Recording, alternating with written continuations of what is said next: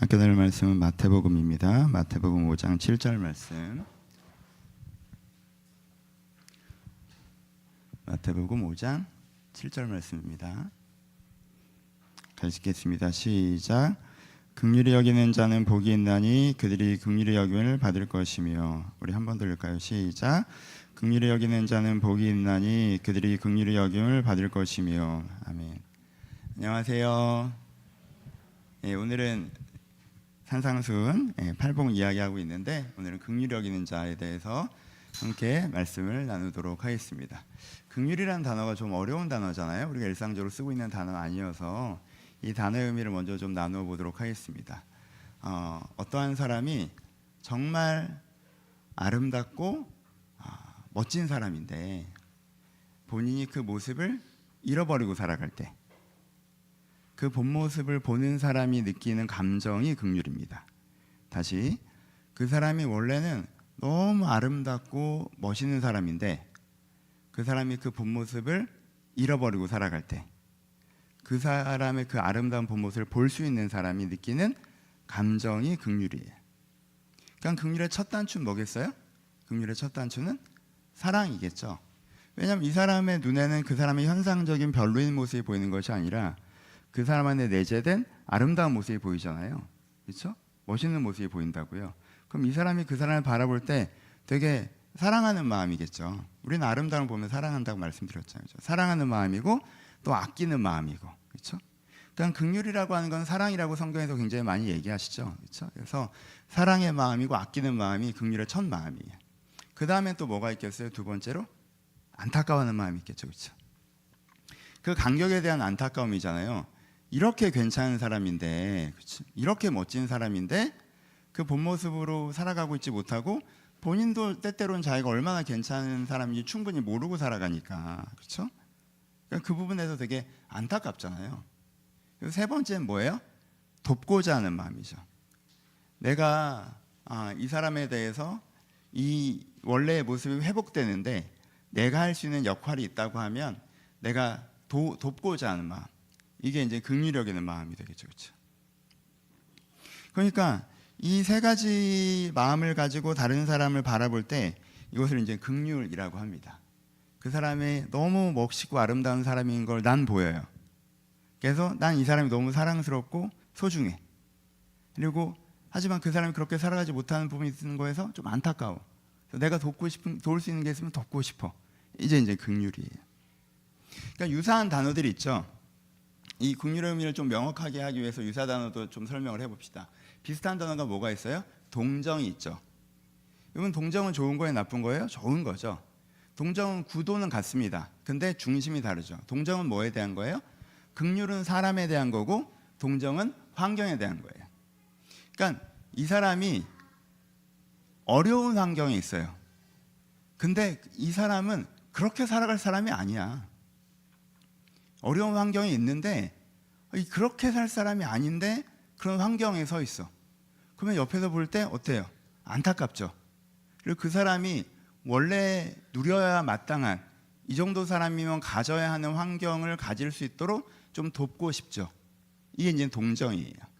구도는 긍휼과 같은데 긍휼은 그 사람 자체에 대한 거고 동정은 그 사람이 갖고 있는 상황에 대한 거예요. 그러니까 이것도 동정심도 이 간격에서 더 크게 느껴지죠. 그러니까 우리가 굉장히 어려운 환경에 있는 어린아이를 보잖아요. 그럼 동정심이 더 높게 올라갑니다. 왜요? 어린아이는 그런 상황에 있으면 안 되잖아요. 아이의 잘못으로 그런 상황에 처했을 리가 없잖아요. 그러니까 아이가 어려운 상황에 있을 때 동정심을 우리가 크게 느껴요. 근데 우리가 어른이 똑같이 어려운 상황에 있을 때는 한쪽에 퀘스천을 가져요. 어린아이만큼 동정심을 갖지는 않아요. 하나가 해결돼야 돼요. 어떤 거? 저 사람이 자기 잘못으로 그렇게 된 건 아닌지, 그 사람의 게으름과 악함으로 그걸 자초한 건 아닌지가 설명돼야 돼요. 그래서 그 사람이 어려운 상황이 있는 게 그 사람의 잘못이 아니라 구조적인 문제라는 게 설득될 때 충분한 동정심을 느낍니다.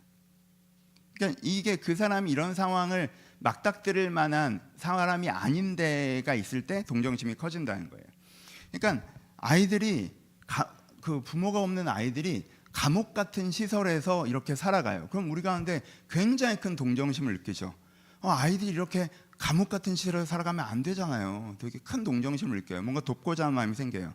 근데 범죄자분들이 감옥 같은 시설에서 살아가요. 그러면 동정심을 별로 안 느껴요. 같이 어려운 환경인데도. 원래 감옥 같은 상황에서 살아야죠. 그 사람들은. 이런 생각을 갖게 된다는 거죠. 일단 동정심은 뭐에서 나와요? 기본적으로 간격에서 나와요. 어떤 그 사람은 그런 상황에 처할 사람이 아닌데 그 사람이 어려운 상황에 처해 있을 때 우리가 그 간격을 보고 뭘 느껴요? 동정심을 느낀다는 거예요. 동정심도 되게 좋은 거죠. 이게 이 단어를 다양하게 쓰긴 하는데 그 관용적으로 그냥 표현을 할게요. 세 번째로는 불쌍하게 생각하는 게 있습니다. 그럼 불쌍하게 생각하는 건 그 부분이 빠져 있어요. 환경적인 거예요. 근데 구조가 달라요. 이런 환경에 처할 사람이 아닌 데가 없는 거죠. 그냥 이 사람의 잘못으로 어려워진 거야. 그렇게 살만해. 열심히 안 살더니 그렇게 됐어. 본인 탓이에요. 근데 그래도 불쌍하잖아. 그러니까 그건 뭐에 근거하는 거예요? 나의 관대함에 근거하는 거죠. 그러니까 어떤 사람이 어려운 사람을 도와요. 옆에 있는 사람들이 야 걔를 왜 돕냐? 걔는 지가 그렇게 한 건데. 근데 야 그래도 불쌍하잖아. 이 톤. 그냥 그 사람에 대한 게 아니에요. 그 사람에 대한 게 아니라 내가 관대한 사람으로서 이게 베푸는 거죠. 그렇죠? 이게 세 번째 불쌍하게 생각하는 거이죠. 물론 이 단어는 혼용돼서 사용되긴 해요. 긍휼을 말할 때도 불쌍히 여긴다는 표현을 쓰기도 하거든요. 근데 우리가 일반적으로 사용하는 개념으로 말씀을 드린 거예요. 그러니까 크게 세 단어가 있겠죠. 그렇죠? 비교해 보면 긍휼이 뭔지 조금 더 명확하게 다가오시죠. 여러분 누가 나를 불쌍하게 생각한다 하면 불쌍하게 생각해서 나를 불쌍하게 생각하는데 도와주진 않아. 그럼 기분만 엄청 나쁘지. 그렇잖아. 사람을 뭘로 보고. 날 불쌍하게 생각하고 도와줘. 그럼 고맙긴 한데 기분이 좋진 않아.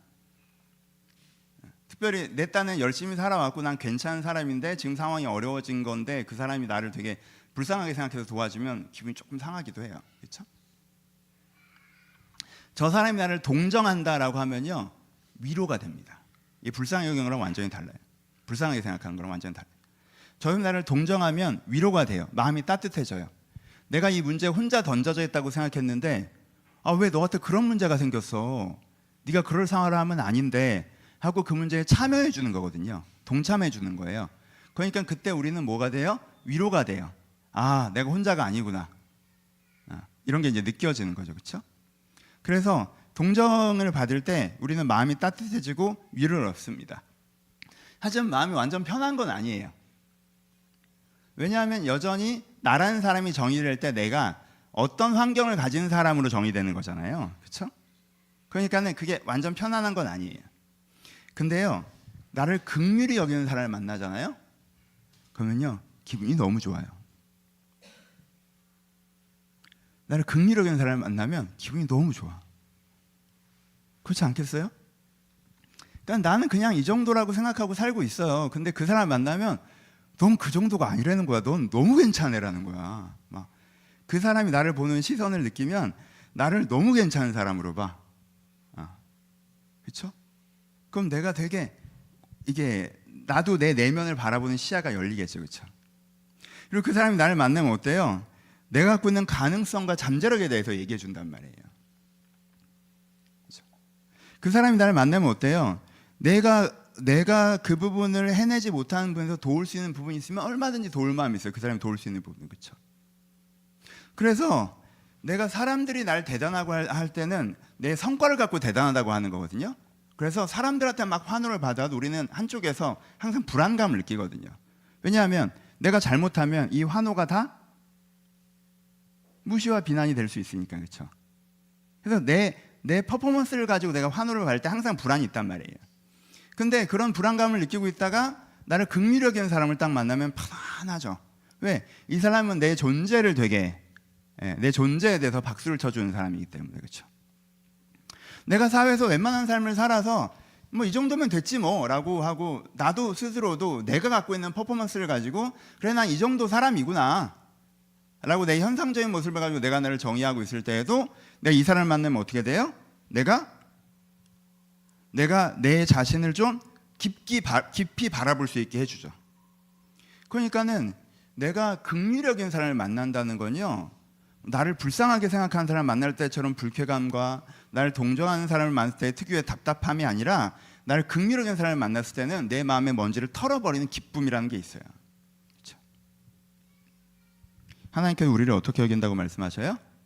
긍휼히 여긴다고 말씀하세요. 여러분 이제 이 문장 이제 이해가 되셔야 돼요. 그러니까 성경에서 이걸 섞어 쓰기는 해요. 우리를 긍휼히 여기신다는 표현을 불쌍히 여기신다는 표현으로 섞어 쓰기도 하고 동정이라는 단어를 사용하기도 하는데 기본적으로는 긍휼히 여기세요. 그렇죠? 하나님께서는요, 우리의 현상적인 모습으로 우리를 보시는 게 아니라 우리가 하나님께서 창조하신 아름다운 모습으로 우리를 보세요. 지금 내 현상의 모습이 좀 왜곡되어 있다 할지라도. 그렇기 때문에 우리를 사랑하시죠. 그렇기 때문에 우리를 아끼세요. 그렇기 때문에 우리를 기뻐하세요.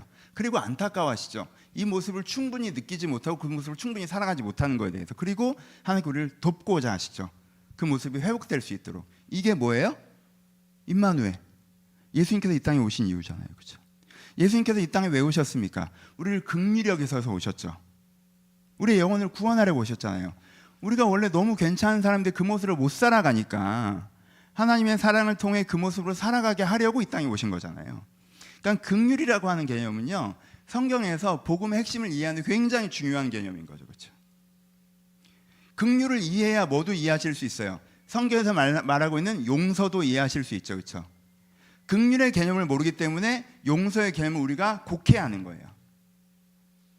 하나님께 우리를 긍휼히 여기시기 때문에 우리의 현상적인 모습에 실수가 있다 할지라도 그것을 나로 규정하지 않으시고 나의 원래 모습을 회복해 나가려고 하시는 하나님의 태도가 우리 가운데 용서로 표현되기도 하는 거죠. 그렇죠?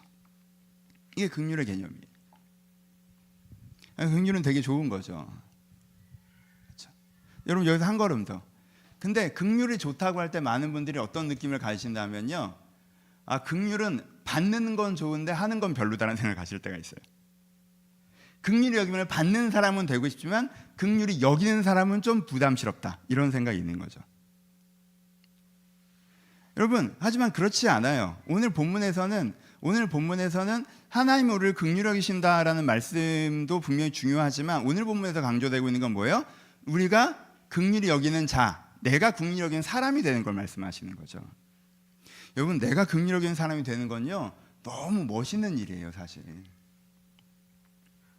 내가 긍휼히 여기는 사람이 된다는 건 어떤 거예요? 내가 사람을 깊이 볼 수 있는 눈을 갖게 된다는 거예요. 깊이 볼 수 있는 눈. 내가 그전에는 사람의 껍데기만 보였어요. 제일 껍데기만 보이는 게 뭐예요? 나한테 도움이 되는 사람이냐 도움이 안 되는 사람이냐, 이렇게만 봤어. 그 다음에는 내 성향에 맞냐 안 맞냐, 그렇게만 봤어. 좀 더 봐봐야 지금 현 상태에서의 저 사람의 인격이 좀 성숙한 사람이냐 미성숙한 사람이냐, 이렇게만 봐요. 그리고 다음 주에 관계 얘기할 때 좀 자세히 얘기할 건데, 이렇게만 사람을 보다가 그 사람을 깊이 보는 거예요. 사람의 중심이 보이는 거예요. 어디까지? 하나님이 창조하신 아름다운 모습까지 보이는 거예요. 그럼 이게 어떻게 되는지 아세요? 이 사람은요, 사람을 깊이 보는 눈이 생겼잖아요. 그럼 이 사람은 딱 볼 때 세상이 아름다워 보여요. 여러분, 굉장히 많은 사람들이 세상이 아름답다라고 하면요, 자연경관 떠올리십니다. 그렇죠? 어떤 자연경관? 사람은 한 명도 없는 자연경관. 사람 왔다 갔다 하면 안 아름다워. 여기 나만 있어 막. 너무 아름답다. 그렇죠? 그건 너무 아름다워요. 근데 사람들이 막 있는데 아름답다, 이렇게 잘 못 느껴요. 그렇죠? 왜? 현상적인 사람들은 별로인 경우가 많잖아요. 그러니까 세상이 아름답다라고 못 느껴요. 그러니까 세상이 아름답다라는 게 이 사람한테는 되게 선언적인 말이란 말이에요. 근데 하나님께서 말씀하신 세상이 아름답다라고 얘기하는 게 이 긍휼히 여기는 사람, 사람을 깊이 보는 눈을 가진 사람은 세상이 아름다워 보여요. 진짜 이게 오히려 이게 되게 낙관적인 시야로 좋은 것만 봐서 그렇게 보이는 건 가짜예요.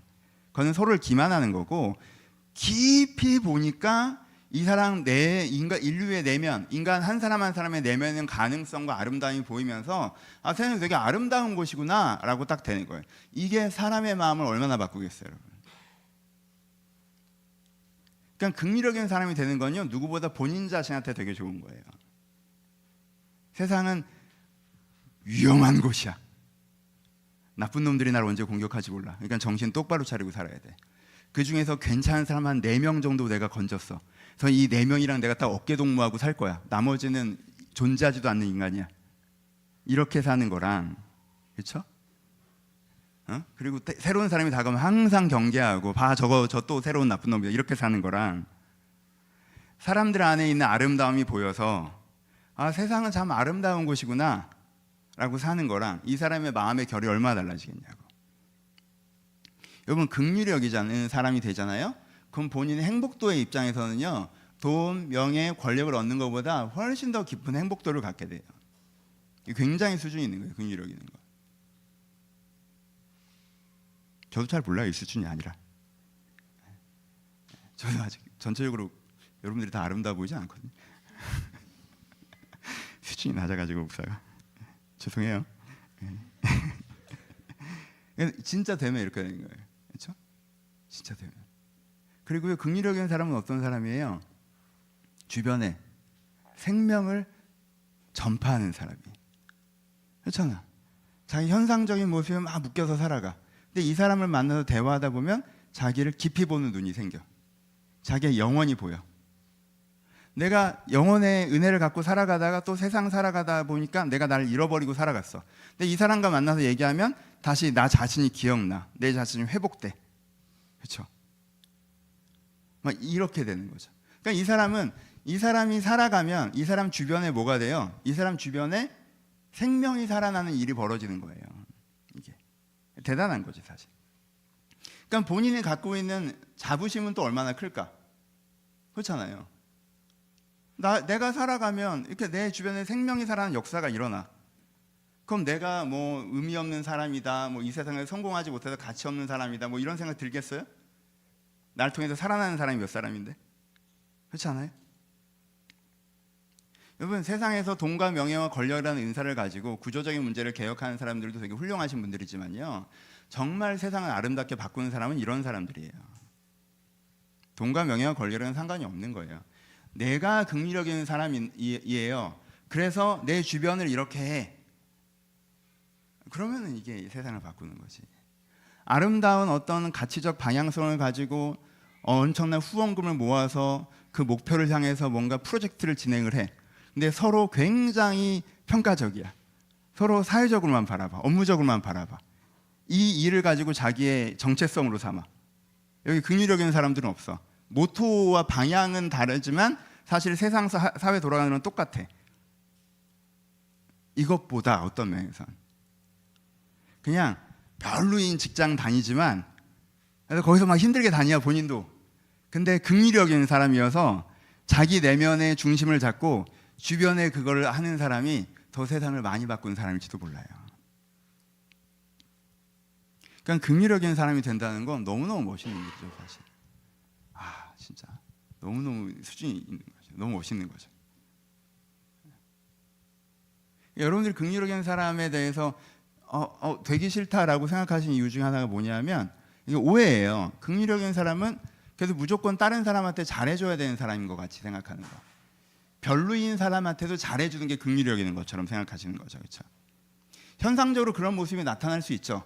다른 사람은 이 사람을 되게 별로라고 보고 별로 관계하지 않는데, 이 사람은 이 사람을 아름답게 보고 잘해주고 있으면, 그럼 옆 사람이 보기에는 긍휼히 여기는 사람은 되게 별로인 사람과도 관계를 맺어야 되고, 그 사람은 좀 일방적으로 잘해줘야 되고, 그래서 약간 빨대 꽂히는 을이 되는, 사실 갑인 듯 보이지만 을이잖아요. 빨대 꽂혀서 내가 거절도 못하고 도와주고, 이건 사실은 별로잖아, 그렇죠?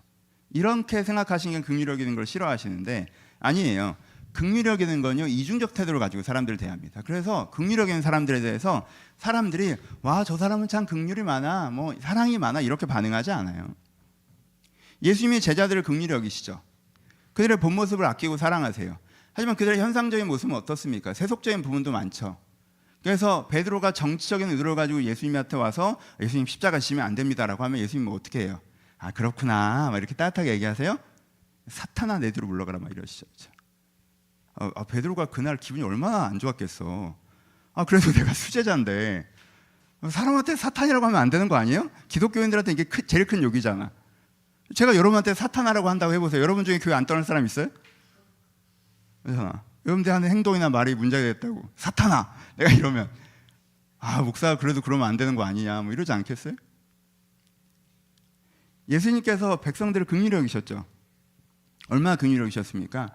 십자가에 달려있는 순간에 그들이 예수님을 조롱할 때에도 뭐라고 기도하세요? 그들을 위해서 중보하시죠.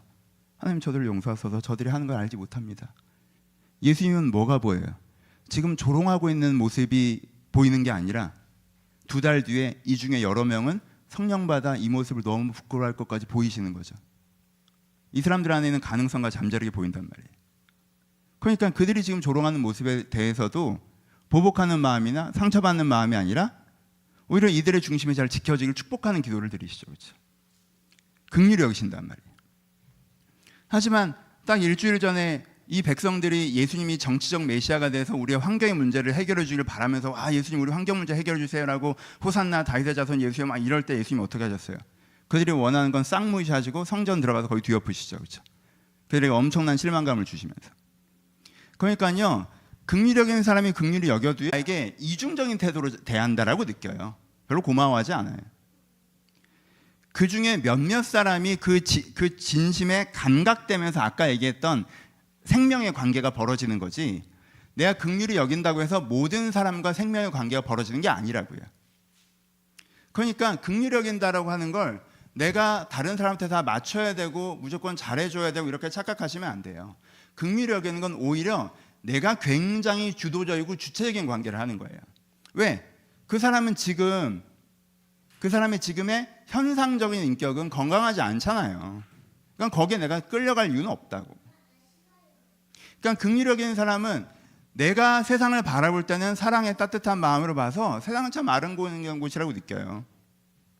그리고 몇몇 사람과 잘 연결되어 줄 때는 그들 가운데 생명을 전달하는 사역들을 합니다.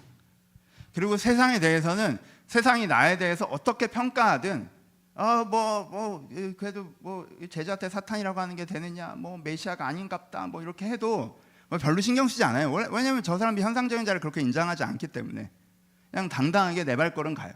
이게 긍휼히 여기는 사람이에요. 멋있죠? 그러니까 긍휼히 여기는 사람이 되고 싶으셔야 돼요. 그렇죠? 이걸 여러분들이 꿈꾸셨으면 좋겠어요. 그럼 우리가 어떻게 긍휼히 여기는 사람이 되느냐? 첫 번째, 어떻게 하면 긍휼히 여기는 사람이 되겠어요? 나를 긍휼히 여기시는 하나님의 시선에 우리가 노출돼야겠죠. 하나님이 나를 긍휼히 여기시잖아요. 여러분, 하나님이 나를 긍휼히 여기는 시선을 내가 깊이 느끼는 게 긍휼히 여김의 핵심입니다. 그렇죠? 어떤 분들은 하나님이 나를 어떻게 바라봐? 라고 할 때 하나님이 나를 어떻게 바라보냐면 나 때문에 되게 화나 계시지. 꾹꾹 참고 계셔. 여기서 내가 한두 개 더 잘못되면 나를 지금 쥐어 팰 생각이셔. 하나님을 생각하면 뭐가 떠오르냐면 놀이터에서 엄마가 이렇게 팔짱을 끼고 날 바라보는 모습. 여기서 내가 2번 실수하면 불려가고 오늘 놀이터는 끝이다. 이제부터는 좀 내가 긴장하고 살아야 된다. 하나님이 나를 이렇게 저거 어떡하지? 약간 이렇게 바라본다고 느끼는 분들도 있어요. 그런 지점이 있을 수도 있겠죠. 하나님이 나에 대해서 굉장히 객관적인 평가를 하고 있다고 생각하고 계시는 분들이 있어요. 하나님이 나의 이런 장점은 내가 칭찬하시지만 이런 단점은 지적하시는 분이야 라고 생각하는 분들이 있어요. 하나님께서 나를 바라보실 때 내 이런 장점이 있기 때문에 나를 되게 좋게 평가하셔 라고 생각하는 분들이 있어요. 다 어떻게 보는 거예요? 하나님이 세상 사람이 나를 볼 거라고 생각한다는 거예요. 세상 사람들이 내 현재의 모습을 보고 내 현상적인 모습을 보고 나를 보듯이 하나님도 그렇게 나를 볼 거라고 생각하는 거예요. 그래서 내 지금 현 상태가 별로다라고 생각하면 하나님께서 나한테 화가 나 있을 거라고 생각하고, 내가 현 상태가 그저 그렇다라고 하면 장단점을 얘기하고 있을 거라고 생각하고, 내 요즘 괜찮지 하면 하나님도 나를 되게 좋아하고 있을 거라고 생각한다는 거예요. 그래서 하나님의 앞에 서 있는 내 감정도 어때요? 불안하죠. 내가 잘하면 칭찬받고 잘못하면 욕먹을 거니까. 그렇죠? 이건 뭐예요? 하나님의 긍휼의 시선을 잘 모르시는 거예요, 아직. 어떤 분들은 하나님께서 당신을 긍휼히 여기십니다 라고 얘기하잖아요. 그럼 하나님께서 내 현상적인 모습을 무조건 지지하신다라고 착각해요.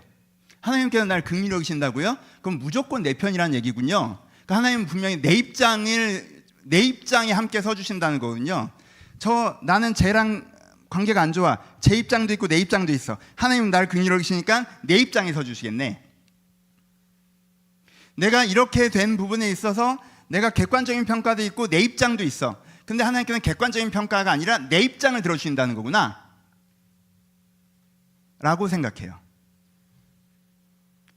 긍휼히 여긴다는 걸 현상적인 내 모습을 나로 규정한 상태에서 하나님께서 내 편을 드는 걸 긍휼히 여긴다고 생각하는 거예요. 이 사람도 뭘 모르는 거예요. 자기에게 영혼이 있다는 걸 못 느끼고 있는 거죠. 지금 현재 현상적인 내 모습을 나라고 동일시하고 규정하고 하나님과 관계 맺으려고 하는 거죠. 그러려면 뭘 느낄 수가 없어요? 하나님의 그 깊으신 시선, 나를 긍휼히 여기시는 시선을 느낄 수가 없죠. 하나님의 긍휼히 여기시는 시선을 느낀다는 건 뭐예요? 하나님께서 내가 지금 현상적인 내 모습, 지금 내가 나타나 있는 내 모습이 아니라 내 안에 내재되어 있는 하나님께 만드신 그 원래의 모습, 나도 가끔 자각하지 완전히 그 모습으로 살아가지 못하는 그 모습을 하나님께서 집중하시고 사랑하신다는 걸 느끼는 거예요.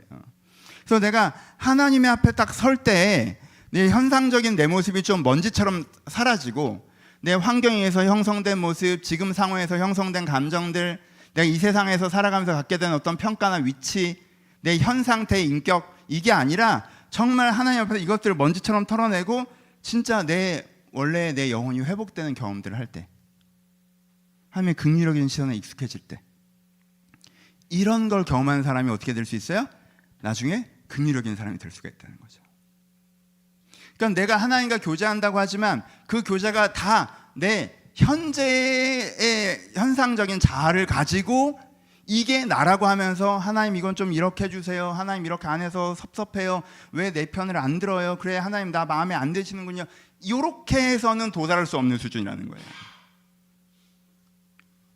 이게 아니라 정말 하나님께서 나를 아름답게 창조하셨고 내 안에 이런 아름다운 모습이 있고 하나님께서 이런 나를 기뻐하시고 나 이런 모습으로 살아가지 못하는 걸 안타까워하시고 이런 내 영혼을 회복하려고 지금도 돕고 계시는구나.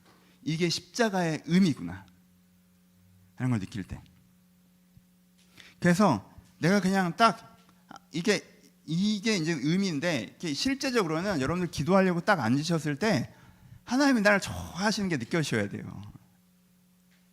괜찮아요. 여러분 부모는 애가 뭐 실수하고 뭐 이런 거 해도 딱 봤을 때 애가 좋아요. 애가 좋단 말이에요. 이게.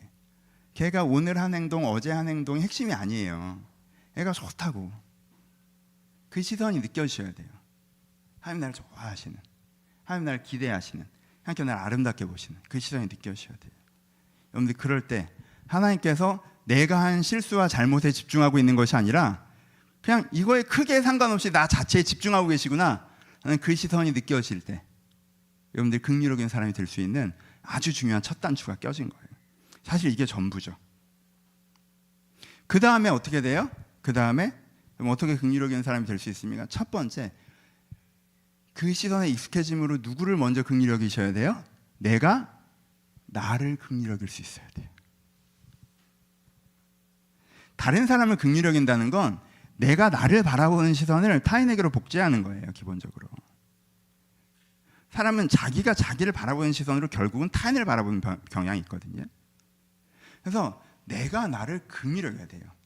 자기 자신에게 냉정한 사람은요 타인에게도 냉정한 태도를 취합니다. 그런 경우 있죠. 자기 이해관계, 자기 합리화에 심취한 사람은 타인한테도 내 입장만 고집하긴 해요. 이건 약간 수준 이하고. 일단 기본적으로는 자기가 자신을 대하는 태도로 타인을 대한단 말이에요. 그럼 내가 나를 볼 때 어떻게 볼 수 있어야 돼요? 긍휼히 여기는 시선을 볼 수 있어야 돼요. 여러분들이 여러분들 자신을 볼 때 어떤 시각으로 보고 계신지 캐치해 보세요. 내가 나를 딱 생각해. 여러분 딱 떠올려봐. 여러분 이건 직관적인 거예요. 내가 나를 딱 떠올려봐. 그때 어떤 감정이 올라와요? 답답하다 진짜, 이런 감정이 올라오세요? 내가 나를 딱 생각하면 진짜 어떡해, 답답하다 진짜. 좀 똑바로 하자.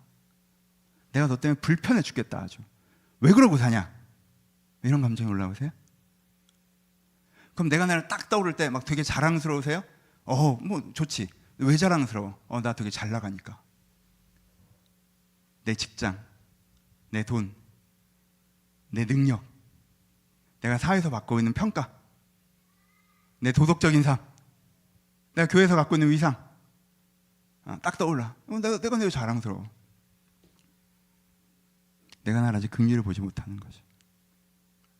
그러니까 내가 나를 딱 생각했을 때 내가 나를 바라보는 시선이 내 현상적인 자아에 딱 집중이 돼 있으면 내가 나에 대한 긍휼의 시선을 잃어버리고 있는 거예요.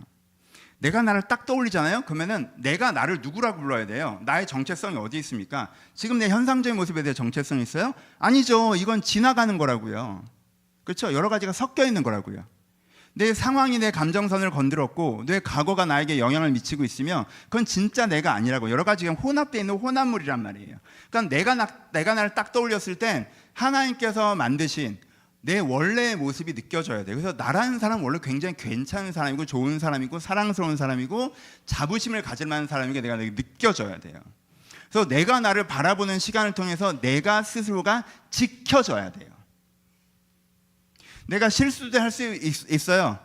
내가 지금 요즘에 사회에서 인정받아서 내가 그 비행기를 탔을 수도 있어. 근데 그게 딱 내려놔지고 나 지금 허세꼈구나. 나 지금 요거 갖고 나를 비하하고 있구나라고 탁 내려놓고 내가 원래 내부로 탁 돌아갈 수가 있어요. 이게 내가 나를 긍휼히 여기는 거예요. 그 나는 너무 괜찮은 사람이에요. 사랑스러운 사람이고. 이게 내가 나를 긍휼히 여기는 시선에 익숙해지잖아요. 그럼 그때 내가 다른 사람을 긍휼히 여길 수가 있는 거예요. 그렇죠? 그러니까 여러분 오해하지 마세요. 내가 나를 긍휼히 여긴다고 하는 걸 또 내가 내 입장에 서는 거 아니에요. 내 합리화를 선택하는 거 아니에요. 여러분, 내가 내 편이 되어주는 것을 내 입장에 서고 내 합리화를 고집하는 거라고 생각하는 사람은요, 여러분 좀 지나보세요. 그러면 넌 너에 대한 감정이 어때라고 하면 자기를 불쌍하다고 느낍니다. 그게 내 편이 되는 거예요? 내가 나를 보는 감정이 불쌍한데? 자기 합리화에 빠져있는 사람은요, 자기 자신을 자부심을 갖고 보기보다 자기를 불쌍한 존재로 보는 경향이 굉장히 커져요. 그건 내 편이 돼주는 게 아니에요, 여러분. 내가 나를 생각할 때 내가 진짜 괜찮은 사람이라고 느껴야 내가 내 편이 되는 거지. 그러니까 깊은 시선을 가지셔야 돼요. 깊은 시선을. 그러면 내가 다른 사람을 긍휼히 여길 수가 있어요. 근데 여러분, 하나님의 긍휼한 시선을 듣고 내가 나를 긍휼히 여기면 갑자기 여기 앉아있는 몇십 명의 사람들이 다 긍휼히 여겨지는 게 아니에요. 일단 한두 사람부터 되기 시작해요. 어떤 사람부터 되기 시작하겠습니까? 요 폭이 좁은 사람. 그러니까는 사실은 꽤 괜찮은 사람. 근데 꽤 괜찮은 사람인데 내가 그 사람을 단점을 가지고 그 사람을 규정하고 있었어. 그 사람의 단점만 보고 별로라고 평가하고 있었어. 근데 내가 이 시선을 갖게 되면 아니지, 그 단점 하나가 그 사람이 아니라 사실 그 사람에겐 하나님의 아름다운 모습이 있지가 이제 되는 거죠. 그렇죠? 그래서 꽤 괜찮은 사람이 긍휼히 여겨지게 돼요. 이런 사람은 긍휼히 여기기가 더 어려워요. 이게 깊기 때문에. 그러니까 사람을 깊이 보는 게 긍휼히 여기는 거라고 그랬잖아요. 그러니까 그 깊이가 내가 처음에 1m까지 보였다가 5m까지 보였다가 근데 얘는 10m라 아무리 봐도 나쁜 놈 같아. 약간 이런 경우도 있는 거죠. 그렇죠? 그러니까 그거는 내 신앙 성장에 따라서 달라지는 거예요. 그러니까 한 명 한 명이 내가 긍휼히 여기는 시선들이 확대돼 나가는 것이, 그게 이제 한꺼번에 내가 나를 긍휼히 여기면 갑자기 세상과 사람을 보는 모든 게 한순간에 다 긍휼의 시선으로 바뀌는 게 아니에요. 그러니까 여러분들이 스스로에게 긍휼히 여기는 시선을 체득하셨다면 한 사람 한 사람을 이렇게 소화해 나가시면서 영역을 점진적으로 확대해 나가시는 거예요. 근데 여러분들이 한 사람만 긍휼히 여기기 시작해도요, 그 사람과 어떤 관계를 맺기가 쉬워요. 서로를 긍휼히 여기는 관계가 맺기가 쉽죠.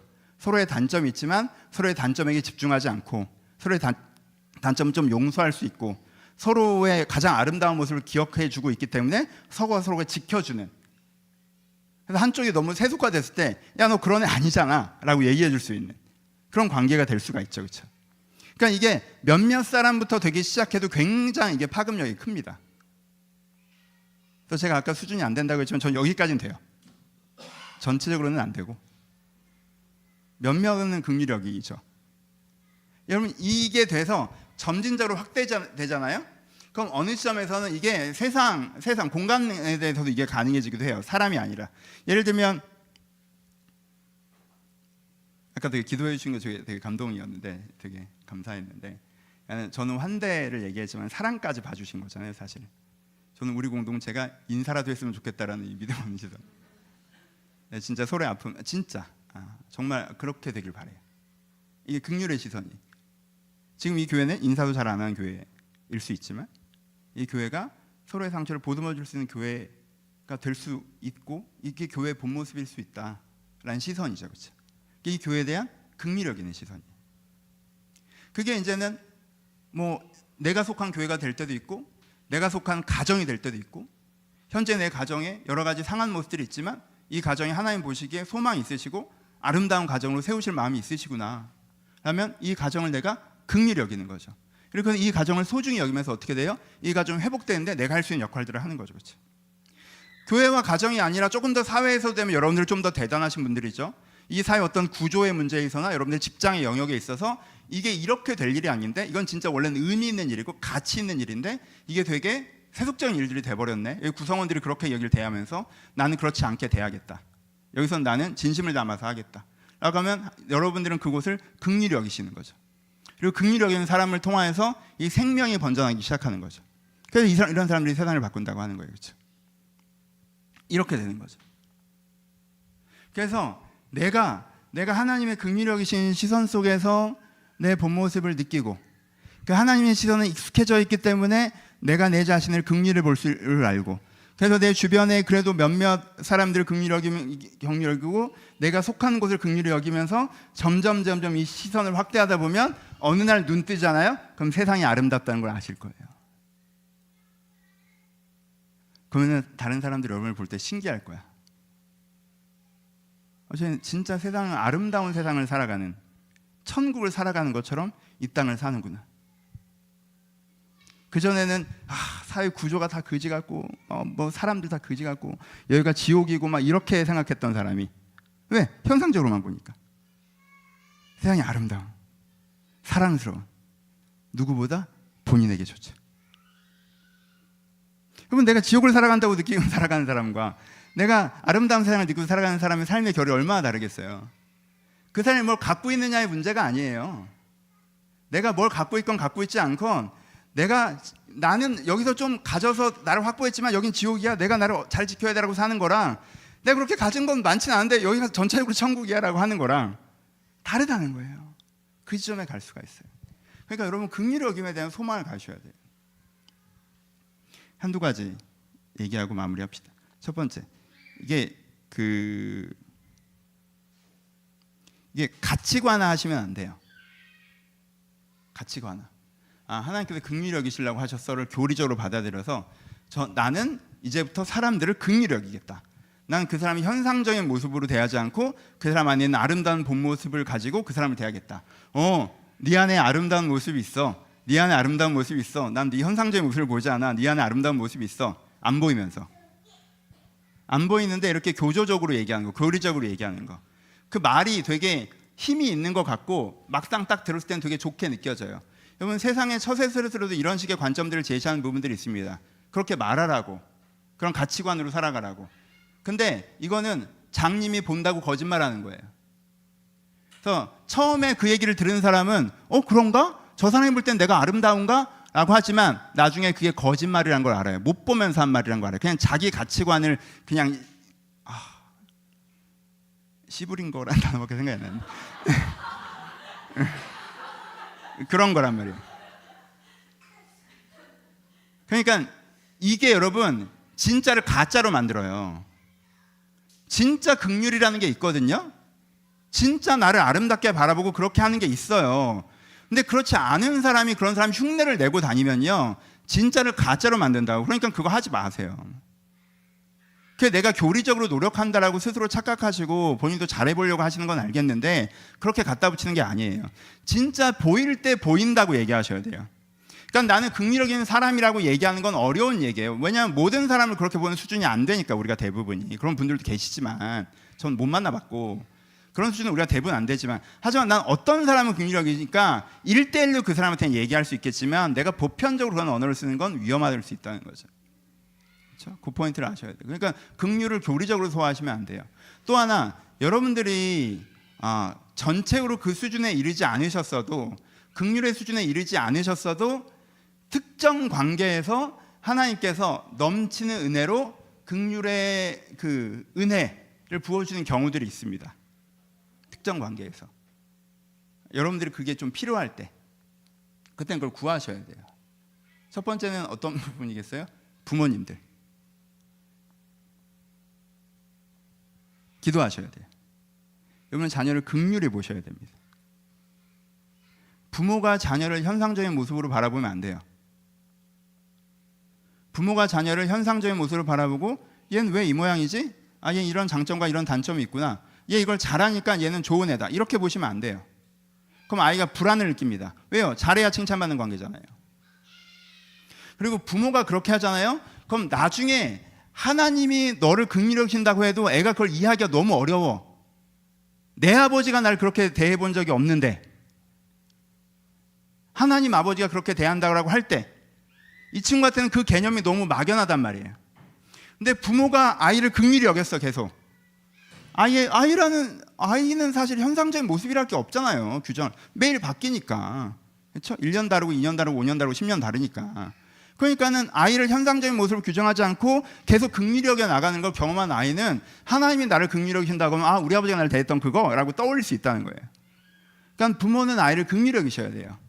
그래서 기도하셔야 돼요.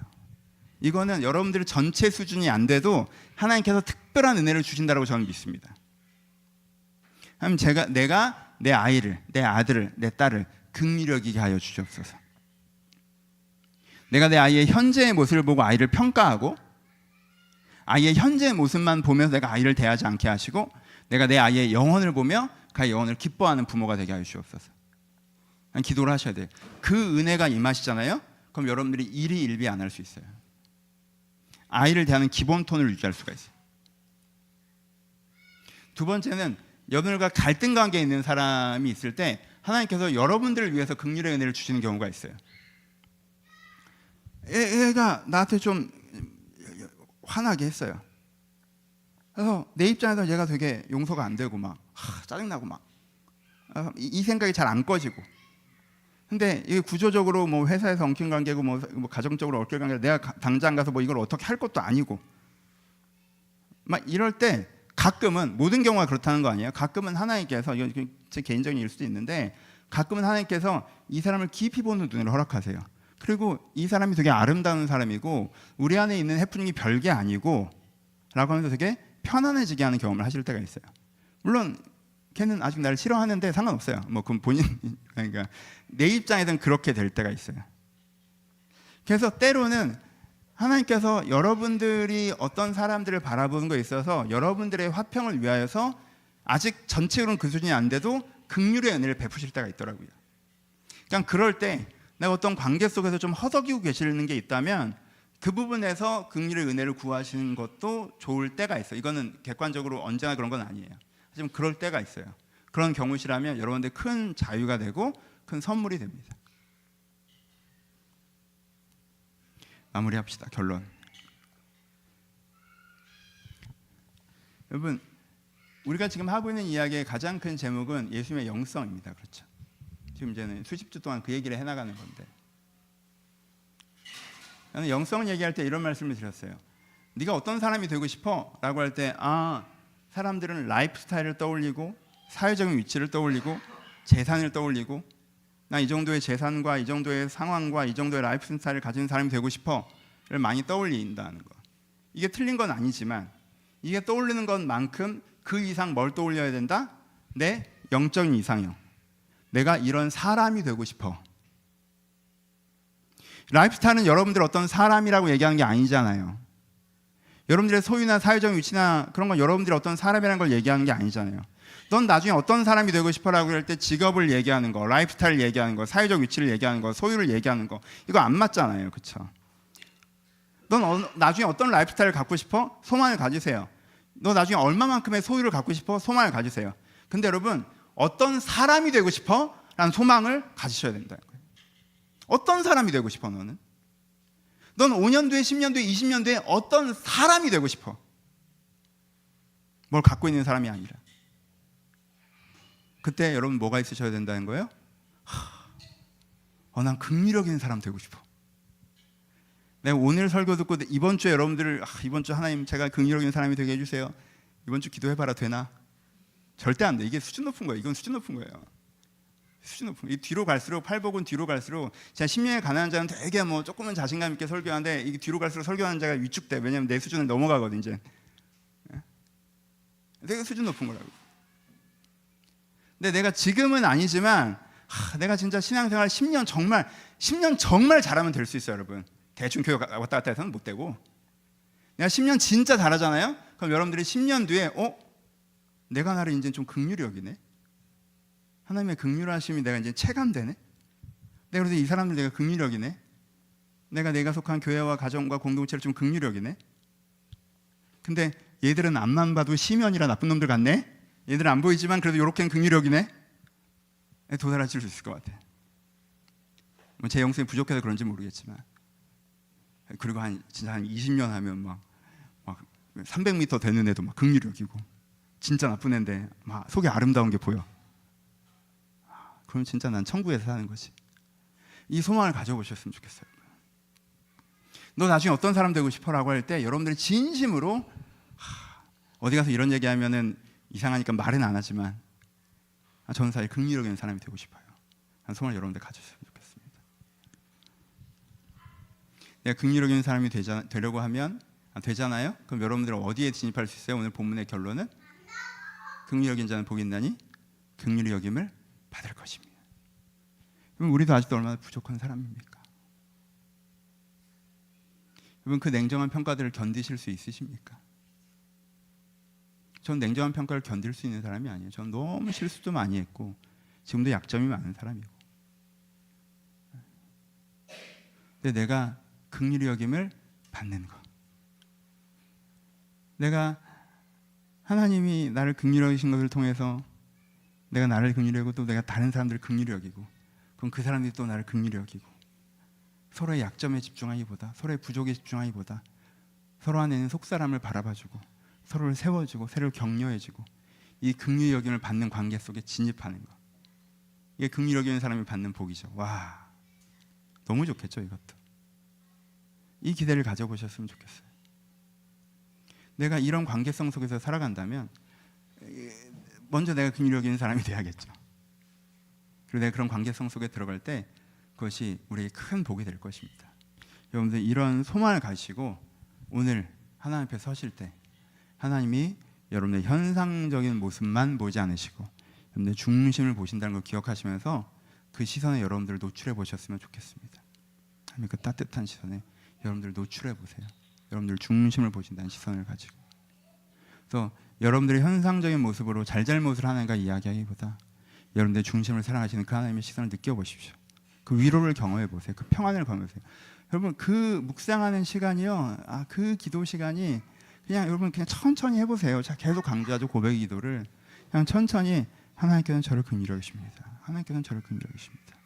이 설교의 내용을 여러분 마음에 소화하시면서 천천히 고백해 보세요. 천천히 고백해 보세요. 그럴 때 정말 여러분들 마음에 먼지가 털려나가는 경험을 할 수 있어요. 그 경험을 한 다음에 여러분 부모님들 그 경험을 하면서 하나님 내가 내 아이들을 항상 긍휼히 여기게 하여 주시옵소서라고 기도하세요. 그럼 여러분들의 시선이 막 회복되는 걸 느낄 수 있어요. 그럼 뒷부분만 먼저 하시면 안 돼요. 그럼 자기정죄예요. 하나님 제가 제 아이를 긍휼히 여기게 하여 주시옵소서. 애가 이번에도 공부를 못했다고 제가 후지럽했습니다. 이렇게 하면 자기정죄고 내가 여기서 이렇게 흐름이 가요. 이 흐름이 가요. 그럼 여러분들이 똑같이 애 학업 갖고 뭐라고 하고 진로 갖고 뭐라고 하고 애기들 옆에 있는 애랑 싸우는 것 갖고 뭐라고 해도 아이가 그거를 딱 공격으로 듣지 않고 그 바탕을 느낀다니까요. 그게 있어요 여러분 진짜.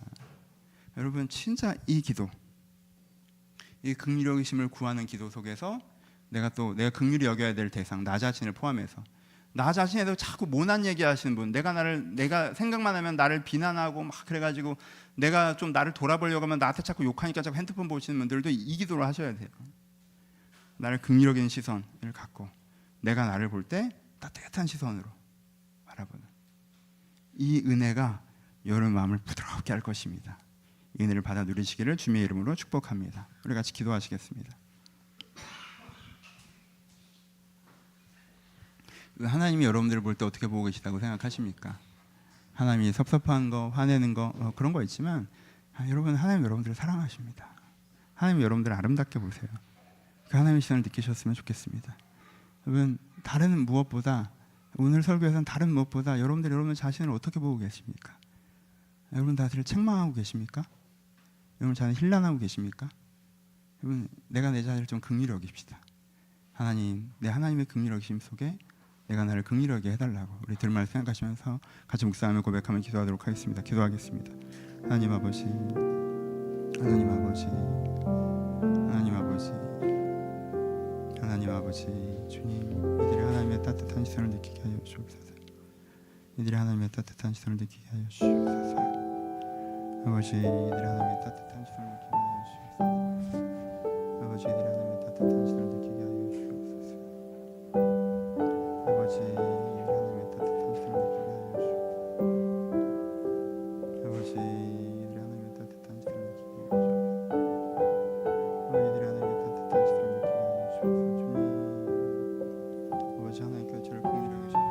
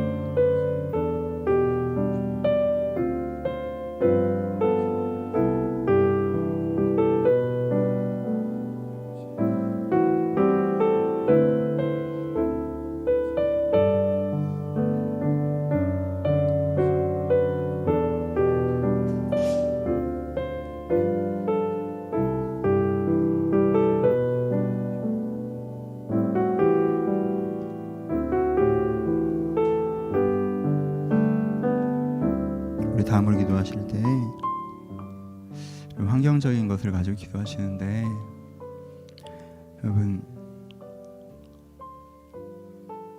여러분들이 여러분들 자신을 내가 나를 용서하는 기도를 같이 하셨으면 좋겠어요. 어떤 환경적인 것들을 얘기할 때 그 환경을 자초한 게 여러분들의 잘못일 경우가 있죠. 여러분, 그게 여러분 인생을 흔들지 않아요. 하나님께서 거기서 같이 풀어가실 거예요.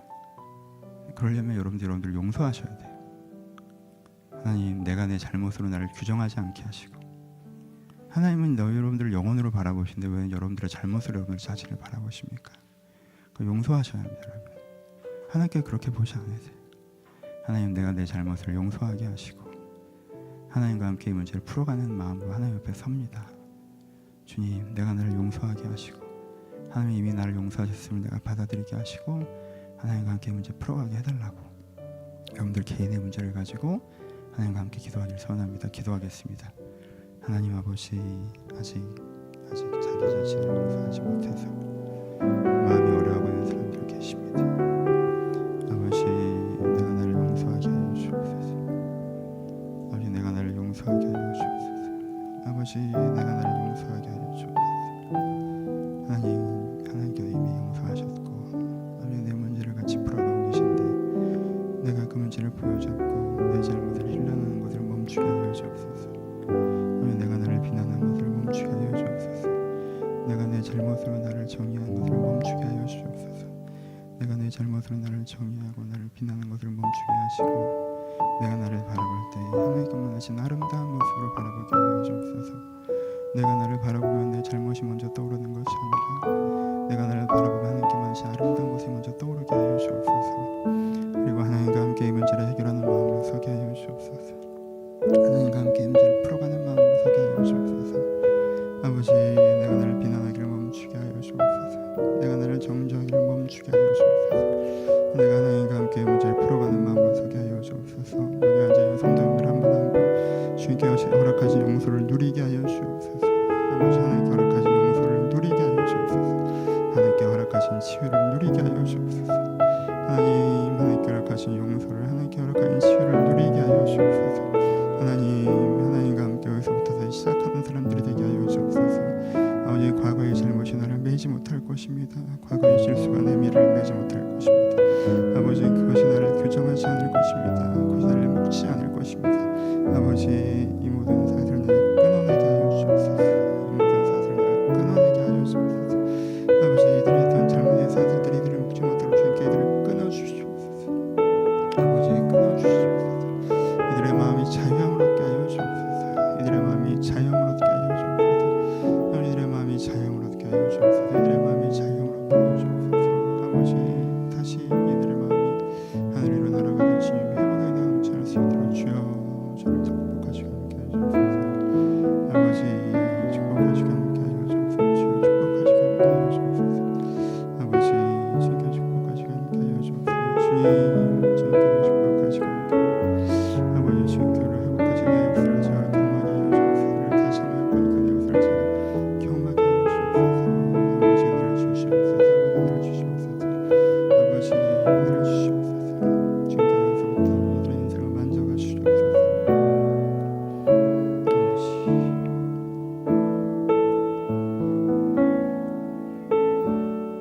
마지막으로 기도하실 때 우리 중보하며 기도하도록 하겠습니다.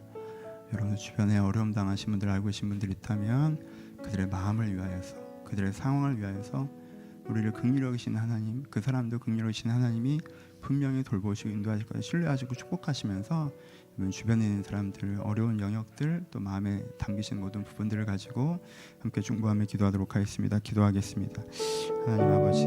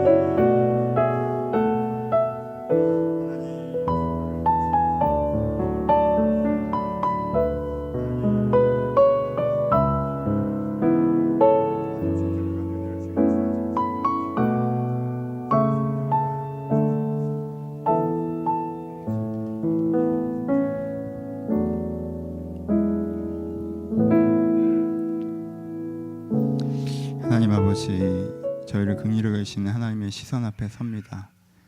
내가 지금의 모습으로 나를 보며 나를 정죄하거나 나를 자랑했던 모습이 있다면 내가 그것을 다 내려놓게 하시고 하나님의 시선에서 내가 얼마나 아름다운 사람이고 하나님께서 얼마나 많은 잠재력과 가능성을 나에게 보고 계신지 주님의 시선으로 나를 다시 한번 바라보게 하여 주시옵소서.